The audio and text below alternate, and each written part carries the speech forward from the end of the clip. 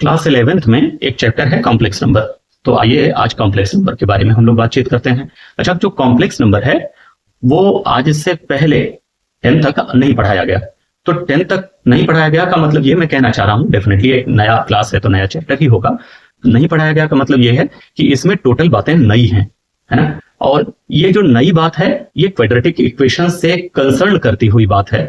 तो आइए सबसे पहले क्वाड्रेटिक इक्वेशन, यानी आपने क्लास 10th में जो क्वाड्रेटिक इक्वेशन पढ़ा था उसी के बारे में थोड़ी सी बात कर लेते हैं। सबसे पहले तो ये ax square plus bx plus c equal to 0, ये एक क्वाड्रेटिक इक्वेशन आपने पढ़ा था। और इस तरह के क्वाड्रेटिक इक्वेशन को जब आप सॉल्व करते थे तो अल्फा और बीटा दो रूट्स आप पाते थे।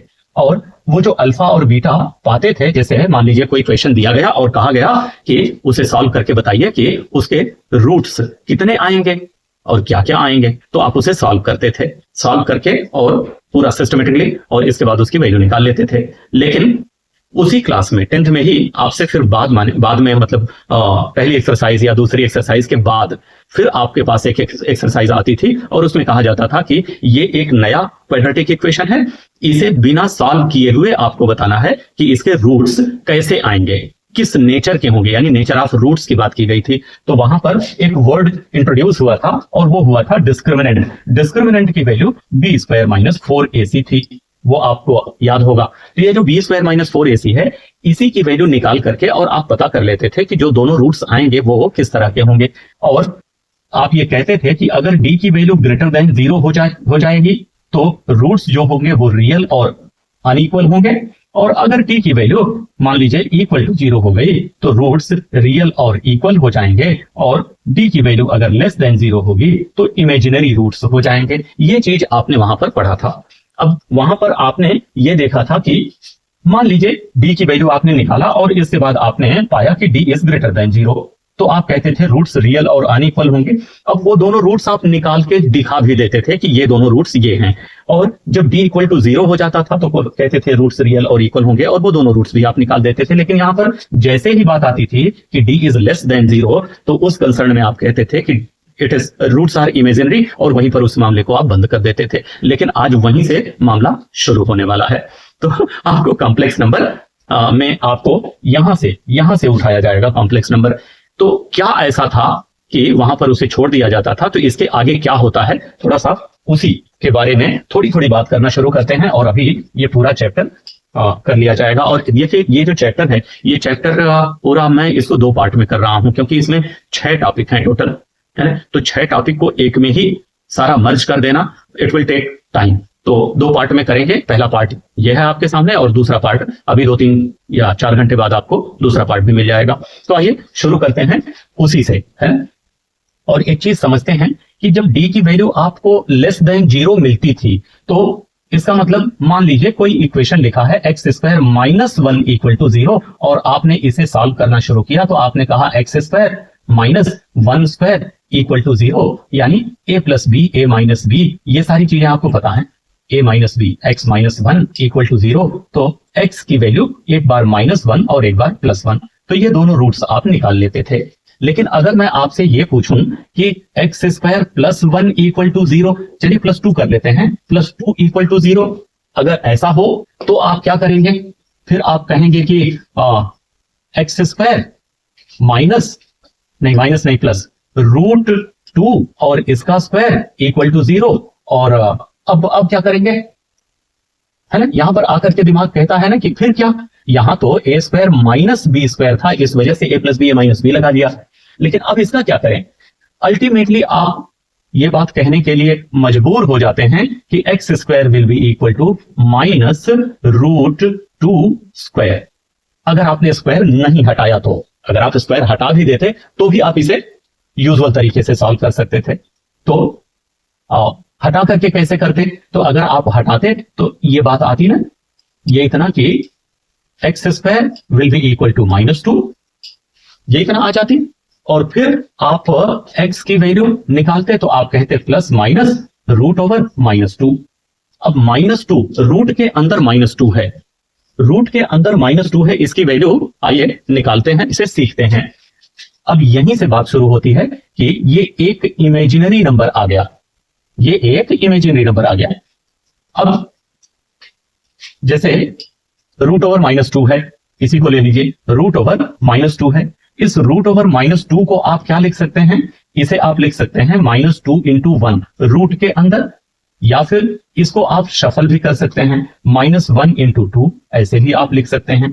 और अब आप इसे अलग अलग भी कर सकते हैं, रूट ओवर -1 एक बार इंटू रूट ओवर 2 एक बार, ऐसे भी कर सकते हैं।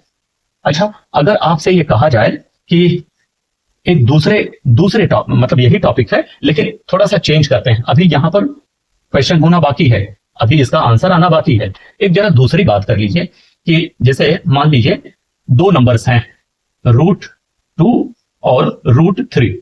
इन दोनों को अगर मान लीजिए आप मल्टीप्लाई करना चाहते हैं तो आप क्या लिखेंगे, आप यही तो लिखेंगे ना, 2 और 3 इन दोनों को मल्टीप्लाई करके 6 आपको रूट ओवर मिल जाएगा, यही आएगा। ऐसे ही अगर मान लीजिए आपके पास -2 इंटू रूट ओवर 3 हो तो आप क्या करेंगे, तो भी आप यही करेंगे ना, -2 इंटू 3 और ये आ जाएगा रूट ओवर -6। इसी तरह से मान लीजिए 2 आपके पास है और 3 रूट के अंदर माइनस में है, रूट के अंदर, तो आप क्या करेंगे, तो आप कहेंगे कि ये जो 2 है वो लिख लिया और -3 तो ये -6 आ गया रूट ओवर। और ऐसे ही अगर -2 रूट में हो और -3 रूट में हो तो इसे भी -2 इंटू -3 रूट ओवर और रूट ओवर 6 कहा जा सकता है। ठीक है, अब आप सोचिए जरा, अगर ये चारों लाइन सही हैं, अगर ये चारों लाइन सही है तो इसका मतलब ये निकलता है ये वाली जो लाइन है और ये वाली लाइन है, इन दोनों लाइन का रिजल्ट एक जैसा है। देखिए √6 इन दोनों लाइन का रिजल्ट एक जैसा है, तो इसका मतलब ये निकला कि ये इतनी चीज और ये इतनी चीज एक जैसी है, यही ना। अब मीनिंग यही निकल के आ रहा है कि √2 into root over 3 is equal to root over -2 into root over -3, यही तो लिखा गया है, ये रिजल्ट निकल के आ रहा है। यहां पर थोड़ा सा कंफ्यूजन हो रहा है, हाउ इज इट पॉसिबल, कुछ यहां गलत तो नहीं हो गया?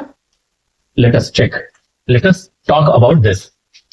तो आपसे एक बात शेयर करें कि मान लीजिए रूट के अंदर आपने दो नंबर्स ले लिया, ए और बी, और इन दोनों का आपने प्रोडक्ट कर दिया। जैसे देखिए रूट के अंदर दो नंबर है ना, इनका प्रोडक्ट करके रिजल्ट आया, इनका प्रोडक्ट हुआ, इनका प्रोडक्ट। तो रूट के अंदर अगर दो नंबर्स हैं, उन दोनों का अगर आपने प्रोडक्ट किया तो इन प्रोडक्ट को आप अलग अलग लिख सकते हैं, लेकिन शर्त यह है कि इन दोनों रियल नंबर्स में से, ये दोनों रियल नंबर ही होने चाहिए, ये दोनों रियल नंबर में से कम एक पॉजिटिव जरूर हो।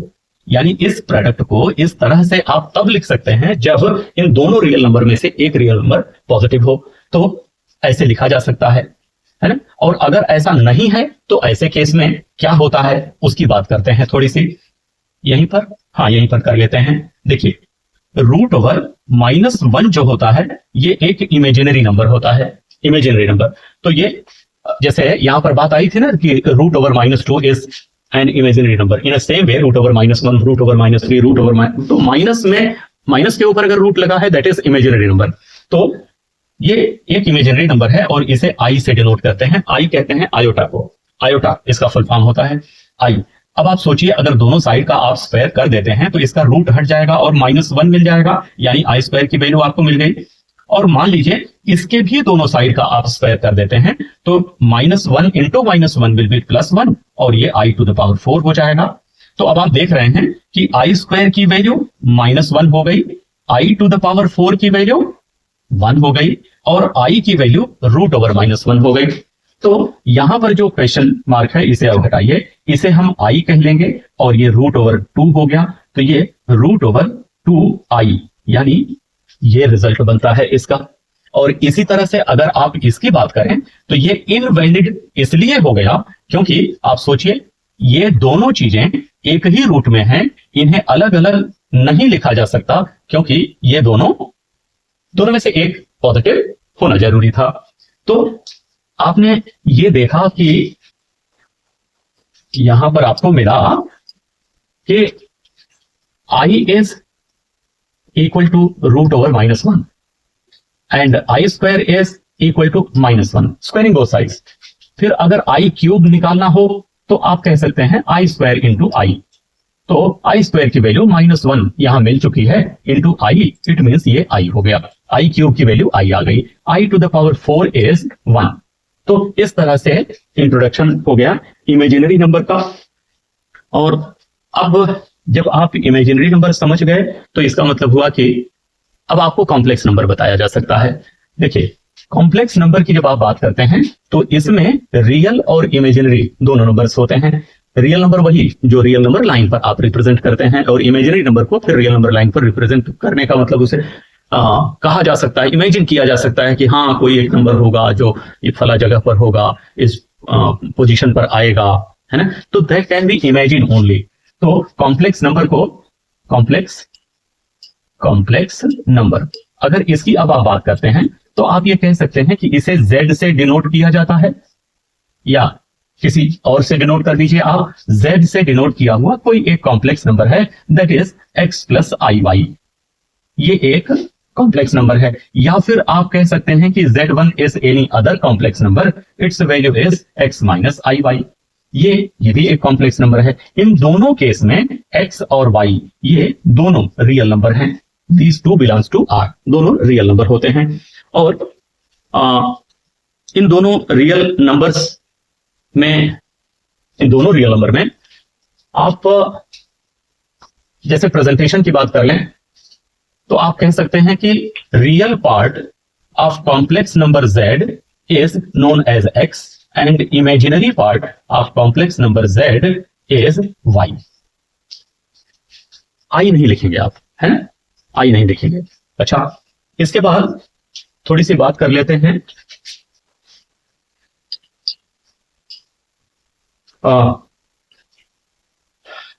Equality of complex number. Complex number की इक्वलिटी की बात कर लेते हैं। तो दो कॉम्प्लेक्स नंबर्स अगर इक्वल हैं तो ऐसे केस में क्या होता है इसकी बात कर रहे हैं। जैसे मान लीजिए Z1 कोई एक कॉम्प्लेक्स नंबर है और ये है a प्लस IB, और दूसरा कॉम्प्लेक्स नंबर Z2 है और ये है x प्लस IY, या इसे माइनस आप कर लीजिए, थोड़ा सा और रिलेटिविटी बढ़ेगी। तो अगर कहा जाए कि ये दोनों कॉम्प्लेक्स नंबर एक दूसरे के इक्वल हैं तो ऐसे केस में Z1 की जो वैल्यू है वो क्या है, वो है a प्लस IB, और Z2 की वैल्यू x माइनस IY। तो ध्यान दीजिएगा यहीं पर, अगर दो कॉम्प्लेक्स नंबर एक दूसरे के इक्वल हैं तो real part of these two complex number are equal to each other and imaginary part of these two complex number are separately equal to each other. It means x will be equal to a and minus y will be equal to b. Real part के equal हो जाता है, imaginary part के equal हो जाता है। और इस पर एक एग्जांपल लेते हैं, ये क्वेश्चन देखते हैं, i to the power 102 and this, तीन क्वेश्चन करते हैं। आइए जल्दी। अभी आपने देखा ना कि i का जो 1 पावर है that is equal to i, या फिर इसे ऐसे लिख लीजिए, जान लीजिए i to the power 0 is equal to 1 and i is equal to root over minus 1 and I square is equal to minus 1, I to the power 3 is equal to minus I and I to the power 4 is equal to 1। ये इतना याद रहे इसलिए मैंने यहां पर फिर से नोट कर दिया। तो मैं बता चुका हूं आपको i to the power 102, अगर आपको इसे सॉल्व करना है ना तो मैं एक सिंपल बात कहूंगा, ये जो 102 है जो पावर है ना, इसे 4 से डिवाइड कर दीजिए। तो अगर आप इसे 4 से डिवाइड करते हैं तो ये क्या बन जाएगा, 4 2 8, 2 22 और 5 20, और ये 4 और 2 बचेगा 20 2 22। आप इसे ऐसे कर सकते हैं। और ये जो 4 है बस ध्यान रखिएगा इसे पहले लिखना है। मैंने 25 इंटू 4 लिखा है तो 25 into 4 that is 100 and plus 2 that is 102, लेकिन इस 4 को पहले लिखना है। आइए इसे पहले लिखते हैं, 4 ये हो गया इंटू 25 ये हो गया, इसे इस तरह से। अब आप ये जानते हैं कि अगर यहाँ पर प्लस लगा है तो इसका मतलब आप पावर वाला जितना पार्ट है वो सारा पार्ट आपको आता है, इस वजह से आप इसे ऐसे लिख सकते हैं। तो ये पावर 2 इंटू में आ जाता है। अब ये क्या हो गया, i to the power 4 और to the power 25, ये भी बात आपको आती है। और ये i स्क्वायर की वैल्यू देखिए यहाँ पर -1 है, तो वो -1 आपने यहाँ प्लेस कर दिया। और सोचिए i to the power 4 क्या चीज है, दैट इज इक्वल टू 1। तो 1 to the power 25 इंटू -1 इतना मिल गया। 1 to the power 25 is 1, and 1 into this that is -1। तो इस तरह से आपने इसकी वैल्यू -1 निकाल लिया। मान लीजिए इसकी वैल्यू निकालना होता तो आप क्या करते, तो 2i minus i square whole to the power 2 लिखा है, होल स्क्वायर है, तो पहला काम है इसका होल स्क्वायर। आइए ब्रेक करते हैं, तो ये हो जाएगा 4i स्क्वायर माइनस माइनस क्यों plus a square plus b square plus minus 2ab, ये अप्लाई कर देते हैं, i टू द पावर 4 माइनस 2 into 2i into i square. मैं इसे अलग अलग लिखा हूं, देखिए a square plus b square minus 2ab, तो ये तो 4 हो गया। और आई स्क्वायर की वैल्यू क्या है, वो -1 है, देखिए यहां पर लिखी है, plus i to the power 4 की वैल्यू क्या है, 1 है, माइनस 2 टू द 4 ये हो गया, ये आई है ही, और ये आई स्क्वायर की वैल्यू -1 आपने ले लिया। अब ये क्या बन गया, ये हो गया -4 प्लस 1 और प्लस 4i, है ना, इन सबों को मल्टीप्लाई करिए, minus will multiply two this plus and 4i, ये क्या हो गया -3 plus 4i। This is final answer. और देखिए आखिरकार इसे अगर आप कहते हैं कि ये a प्लस IB के फॉर्म में है, तो इसका जो a है वो है -3 and this will be known as real part of the complex number -3 plus 4i। और इसका जो b है वो है 4 क्या, ये जो b है उसे क्या कहते हैं आप, imaginary part of the complex number this. तो ये सॉल्व कर लिया। अगर आप इसे सॉल्व करना चाहते हैं तो इसे कैसे करेंगे, i to the power 4n into i to the power 1 है। आप इंडिसेस नाम से चैप्टर पढ़े हैं और वो आप जानते हैं कि इसको कैसे ब्रेक करते हैं फॉर्मूला लगा के, माइनस ये i to the power 4n into i to the power -1 upon 2, यहां तक ठीक रहा। अब इसे आप क्या कह सकते हैं, i to the power 4 to the power n। मैंने आखिरकार यहां देखिए 4 टू द पावर 25 ये चीज किया था, तो वही चीज मैंने यहां पर भी अप्लाई कर दिया, और इनटू ये आई है, आई माइनस यहां पर भी आप कह सकते हैं आई टू द पावर 4 और टू द पावर n, और ये जो आई टू द पावर -1 है उसे चलिए अच्छा अभी आप रहने दीजिए, इसे ले लेते हैं इसे एज इट इज, और ये अपान में 2 है वो रख लिया। I to the power 4 is 1, तो इसको 1 कह लीजिए, 1 टू द पावर n इज 1 and 1 into i is i minus, ये भी पूरा 1 हो जाएगा, जैसे ये 1 हुआ तो 1 इस पर मल्टीप्लाई करेगा, तो ये क्या बनेगा 1 अपान आई, और ये जो अपान 2 है इसे आप बाहर कर लीजिए। और फिर क्या करिए, अगर आप इसमें आई से ऊपर और आई से नीचे मल्टीप्लाई कर देते हैं तो ये क्या बनेगा 1 अपान 2, ये आई माइनस ये i into 1 that is i upon i square. और अब आपको ये पता है कि आई स्क्वायर की वैल्यू -1 होती है, तो इसे हटा करके आप -1 अगर लगाते हैं तो आप सोचिए ये माइनस इसे प्लस कर देगा, तो i प्लस आई हो गया, यानी ये 2i अपान 2 बन गया, ये इसे कैंसिल कर देगा, फाइनल आंसर आ गया i। तो इस तरह से आप कॉम्प्लेक्स नंबर के i वाला आयोटा वाला जो पूरा क्वेश्चन आएगा उसे आप इस तरह से सॉल्व कर सकते हैं। और आइए इसी पर बेस्ड थोड़ा सा अब हम एक दूसरे टॉपिक की बात करते हैं, बात करते हैं मॉडुलस की, modulus of any complex number. तो modulus of complex number, modulus को आप सिंपल कह सकते हैं MOD, modulus of any complex number Z, इस तरह से भी, या फिर आप इसे 2 लाइन और उसके बीच में Z को रख दीजिए। यहां पर Z जो मैंने लिया है वो एक कॉम्प्लेक्स नंबर का नोटेशन लिया है, ये कॉम्प्लेक्स नंबर है। मान लीजिए Z की जो वैल्यू है वो है a प्लस IB। अब मॉडुलस ऑफ Z क्या होगा, मॉड ऑफ Z क्या होगा, ये होता है square of the real part plus square of the imaginary part under root. Mod of Z ये होता है, यानी this is basic formula for modulus of any complex number. तो अब अगर आप कहते हैं कि Z का मॉड निकाल रहे हैं, रियल पार्ट इसका a है तो a का स्क्वायर, और आप कहते हैं इमेजिनरी पार्ट b है तो इसका b का square that is b square, यानी mod of Z is root over a square plus b square. अब जब मॉड की बात आप कर रहे हैं तो इसकी कुछ प्रॉपर्टीज होती हैं, जैसे मान लीजिए कोई एक कॉम्प्लेक्स नंबर आपने दिया x प्लस आई वाई, और आप इसका माइनस करना चाह रहे हैं, माइनस ऑफ Z, तो ऐसे केस में माइनस तो इस पर भी मल्टीप्लाई करेगा, यानी -x और -iy ये हो जाएगा। अच्छा, अब इनके दोनों साइड का आप मॉड लेना चाहते हैं, यानी -z का भी मॉड करना चाह रहे हैं, और -x प्लस, ध्यान दीजिए मैंने यहां प्लस लिख दिया, प्लस i इंटू वाई को आप माइनस में करके और इसके बाद मॉड लेना चाह रहे हैं। यहाँ अगर इतना बवाल आपको लगता है बड़ा बवाल है तो इसे हटा दीजिए, मान लीजिए इसे आप हटा देते हैं। चलिए इसे हम माइनस आई वाई ही ले लेते हैं, सिंपल एकदम एकदम सिंपल, दोनों साइड का मॉड ले लिया, एकदम नॉर्मल बात करते हैं। तो माइनस जेड ये रहा। अब दिमाग लगाइए कि रियल पार्ट, बात यही हुई ना कि जब आप किसी कॉम्प्लेक्स नंबर का मॉड निकालते हैं तो आप कहते हैं रियल पार्ट का हम स्क्वायर करेंगे और इमेजिनरी पार्ट का स्क्वायर करेंगे, दोनों को ऐड करेंगे, रूट में डाल देंगे तो वो मॉडुलस निकलेगा। तो यहां पर रियल पार्ट क्या है? रियल पार्ट है माइनस एक्स, तो इसका स्क्वायर कर दिया, यही बात कर रहा हूं मैं। और प्लस प्लस लगाया आपने। इमेजिनरी पार्ट क्या है? माइनस वाई, तो माइनस वाई का हमने स्क्वायर कर दिया और इसका रूट ले लिया हमने। तो अब इसका रूट क्या होगा? ये होगा x square plus y square, और ये रूट के अंदर हो जाएगा। ये आपने किया।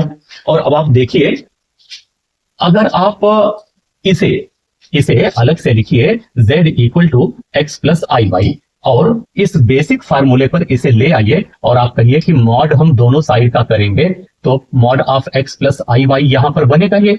और जब आप मॉड निकालेंगे इस कॉम्प्लेक्स नंबर का, तो रियल पार्ट यानी एक्स उसका स्क्वायर प्लस इमेजिनरी पार्ट यानी वाई और उसका स्क्वायर, और ये रूट यही लगेगा, root over of this much. तो एक्स स्क्वायर, अब जरा गौर करिए, अगर z की value x plus i y है तो उसका जो मॉडुलस है वो है root over x square plus y square. तो इसका मतलब root over x square plus y square, ये तो मॉड z के इक्वल है, मॉड z के इक्वल है। तो आप ये कह सकते हैं कि माइनस ऑफ z इसका mod that is equal to z mod, यानी ये एक प्रॉपर्टी है। मैंने आपको प्रूव करने के प्रयास में ये काम किया कि मैं आपको प्रूव करके बता सकूं कि प्रॉपर्टीज जो हैं वो इस तरह से काम करती हैं। अच्छा, अब एक दूसरी बात अगर करें इसी पर, कि मान लीजिए कोई एक कॉम्प्लेक्स नंबर है और ये है 0, इसकी वैल्यू है 0। अब 0 है तो इसका मतलब ये जो कॉम्प्लेक्स नंबर है वो 0 प्लस 0 आई है, यही तो। अगर आप इसके दोनों साइड का मॉड करते हैं तो mod of z equal to mod of 0 plus 0 i, ये हो जाएगा, ये हटाते हैं। हाँ, और फिर आप ये कहेंगे कि रूट ओवर 0 का स्क्वायर हम करेंगे क्योंकि ये रियल पार्ट है, और इस 0 का स्क्वायर करेंगे क्योंकि इमेजिनरी पार्ट है, तो 0 ये पूरा बन जाएगा, यानी ये टोटल कुल मिलाकर के मतलब 0 आ जाएगा। तो mod of z is 0, mod of z is 0 only in this concern. आप कह सकते हैं कि mod of modulus of any complex number is 0 only when complex number itself is 0। और इसके बाद थोड़ी सी बात कर लेते हैं, थोड़ा सा हम लोग इसके बाद बात कर लेते हैं कि अगर दो कॉम्प्लेक्स नंबर Z1 और Z2 हैं और इन दोनों का आप प्रोडक्ट करके और इसके बाद मॉड निकालते हैं तो क्या आता है।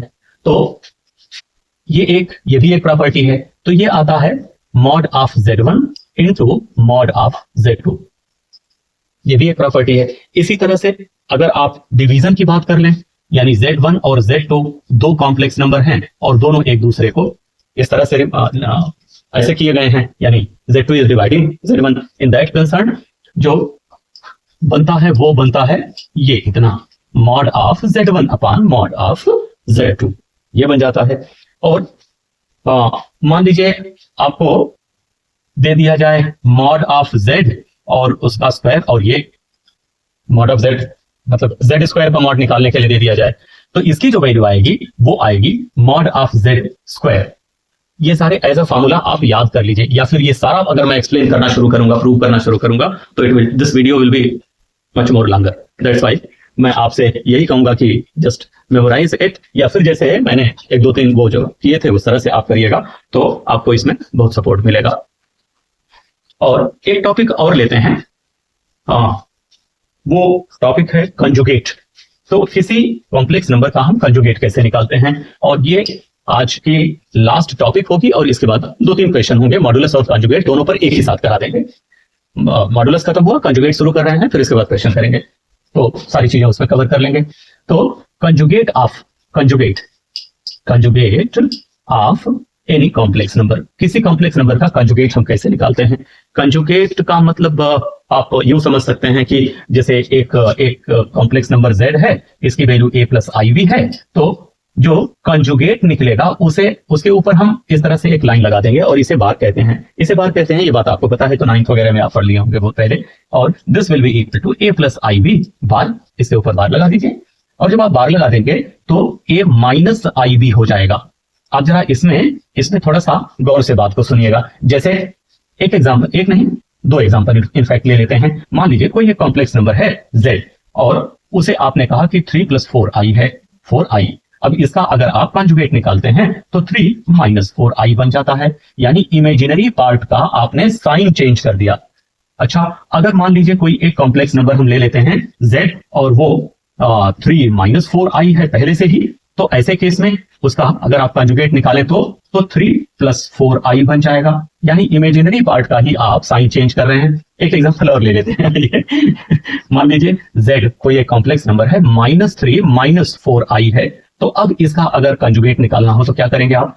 -3 हर बार देखिए बात हो रही है, real part will be just same, real part को नहीं चेंज करेंगे हम केवल किस पार्ट को चेंज करेंगे? केवल इमेजिनरी पार्ट को। और क्या चेंज करेंगे? उसका साइन चेंज करेंगे, यानी +4i। तो इस तरह से कंजुगेट नंबर ये होता है। और इसकी जो कुछ प्रॉपर्टीज होती हैं, थोड़ी सी इसके प्रॉपर्टी के बारे में बात कर लें जल्दी से।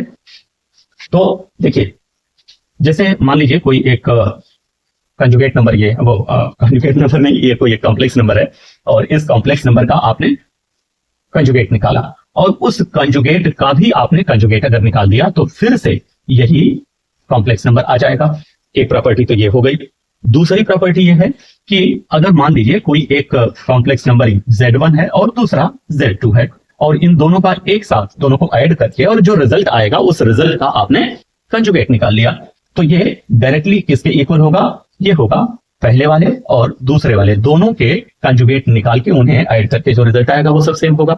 तो एडिशन पर इस तरह से और कंजुगेट का भी कंजुगेट निकालने पर ये इसी तरह से सब्ट्रैक्शन में भी काम करता है ये रूल। यानी z1 - z2 अगर आप करते हैं और दोनों का कंजुगेट निकालते हैं तो conjugate of z1 minus conjugate of z2, आप इसे इस तरह से कर सकते हैं। इसी तरह से प्रोडक्ट के लिए अगर हम लोग बात करें, मतलब z1 थोड़ा दूर, z1 × z2 और इसका कंजुगेट निकालना है तो ये हो जाता है conjugate of z1 individually into conjugate of z2 individually. तो ये इस तरह से हो जाता है। आइए मॉडुलस और कंजुगेट इन दोनों पर हम लोग कुछ क्वेश्चन करते हैं। मैं आपके स्कूल के बेस पर बात कर रहा हूं, यानी स्कूल में जो क्वेश्चंस आते हैं उसकी बात कर रहा हूं। तो एक क्वेश्चन है यहाँ पर 2 - 3i whole square upon -1 + 5i -1 + 5i ये है। और कहा जा रहा है कि इसका आप मॉडुलस बताइए, इसका आप मॉडुलस निकालिए। मान लीजिए ये z कोई एक कॉम्प्लेक्स नंबर है और इसका आप मॉडुलस बताइए। अब आप जरा सोचिए, ये 2 - 3i होल स्क्वायर और -1 + 5i, ये दोनों दो अलग अलग तो है ना। अगर हम इस होल स्क्वायर को 1 मिनट के लिए हटा देते हैं, मतलब अगर थोड़ी देर के लिए हटा देते हैं, तो अब 2 - 3i एक कॉम्प्लेक्स नंबर है, -1 + 5i एक कॉम्प्लेक्स नंबर है। ये दोनों दो कॉम्प्लेक्स नंबर है ना। तो हालांकि यहां पर स्क्वायर लगा हुआ है, तो अगर दो हैं और अभी आपने पढ़ा है कि z1 अगर कोई एक कॉम्प्लेक्स नंबर है, z2 कोई दूसरा कॉम्प्लेक्स नंबर है, दोनों अपान में है और दोनों का मॉड लेना है, तो आप mod of z1 upon mod of z2 direct apply कर सकते हैं। तो आप इसे सीधे वही अप्लाई करिए, यानी लेकिन पहले इसे स्क्वायर को हटा लीजिए ताकि एक कॉम्प्लेक्स नंबर बने, न्यूमरेटर भी। तो z will be equal to, इसका होल स्क्वायर करिए, 4 + 9i square minus 12i upon -1 + 5i, ये इतना हो गया। और इसे अब आप क्या लिखेंगे? z इक्वल टू 4 - 9 - 12i अपॉन -1 + 5i। फिर फाइनली z क्या बनेगा? आप पकड़ पाए होंगे, ये जो i स्क्वायर है इसके जगह पर मैंने -1 ले लिया, इसी वजह से ये वाला जो साइन है वो माइनस हुआ है। आप इस चीज को क्लियर किए होंगे। तो 9 - 4 दैट इज 5 और माइनस में -12i अपॉन -1 और यहां पर i है तो -5i। अब देखिए, ये एक कॉम्प्लेक्स नंबर हो गया, ये दूसरा कॉम्प्लेक्स नंबर हो गया। और आइए ये जो प्रॉपर्टी है, इसी प्रॉपर्टी को हम इसके ऊपर अप्लाई करने का प्रयास करते हैं और देखते हैं क्या बनता है हमारा सोल्यूशन, जाके फाइनल आंसर क्या बनता है। तो हमें मिला, इसी का हमें मॉड निकालना है ना, मॉड निकालना है। तो मिला हमें क्या? Mod of z equal to mod of -5 - 12i upon mod of -1 + 5i।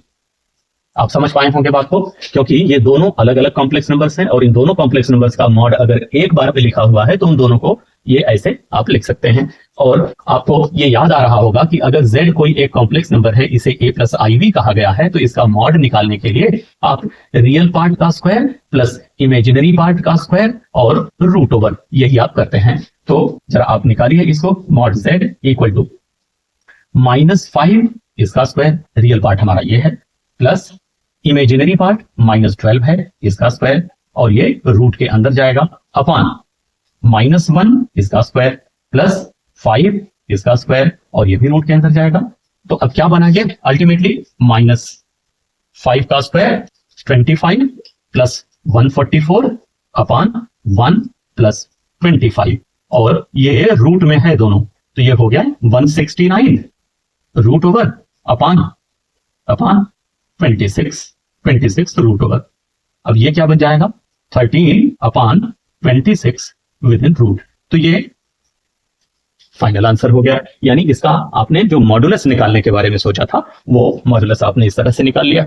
इसके बाद एक क्वेश्चन और लेते हैं, इसे रिमूव करें।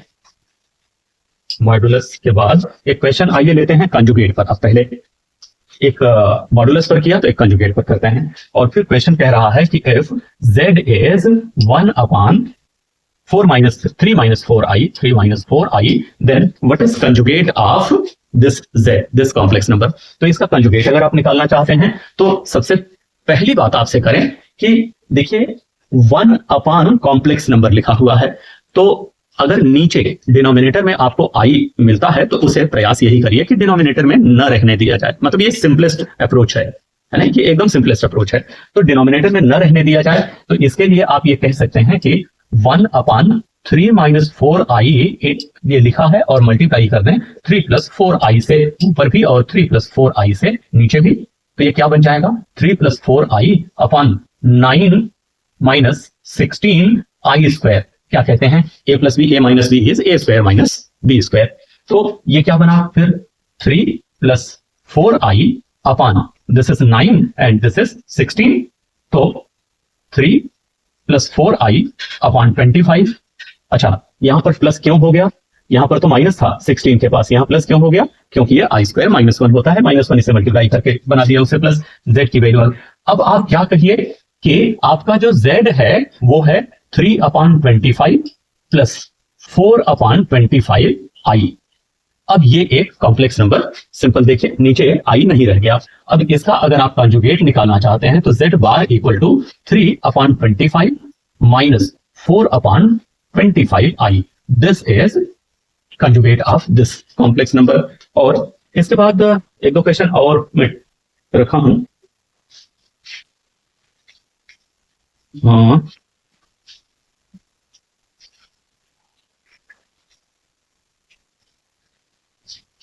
मिल गया क्वेश्चन, थोड़ा ठीक है, अच्छा लगा मुझे, इस वजह से मैं सोच रहा हूं कि एक क्वेश्चन और बता दूं। और मुझे लग रहा है ये लास्ट क्वेश्चन है जो मैं आपके साथ शेयर करने वाला हूं इस वीडियो का।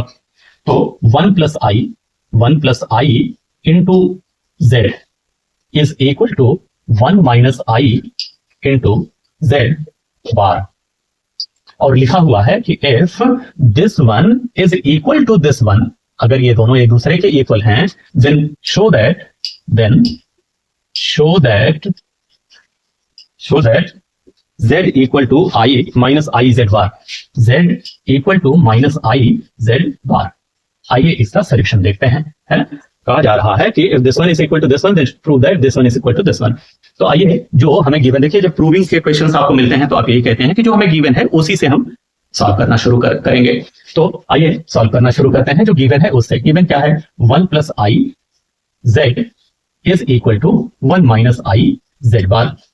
ठीक है, अगर हम z बार को नीचे ले आए और 1 प्लस i को राइट साइड में ले जाएं, यानी मैं कहना चाह रहा हूं कि z upon z bar is equal to 1 minus i upon 1 plus i। क्या ये बात आपके समझ में आई है? सिंपल किया है मैंने, इसको नीचे भेज दिया है और z को यहां नीचे भेज दिया है। अब जब ऐसे मिल गया आपको, तो यहां पर अभी थोड़ी देर पहले बात हुई कि जब भी कभी आपको कुछ ऐसा मिले कि आई नीचे आ रहा है, कोई कॉम्प्लेक्स नंबर या आई कोई इमेजिनरी पार्ट नीचे आ रहा है, तो आप इसी के अपोजिट साइन से ऊपर नीचे मल्टीप्लाई कर सकते हैं, यानी 1 माइनस आई से ऊपर नीचे आप मल्टीप्लाई कर सकते हैं, 1 माइनस आई और 1 माइनस आई।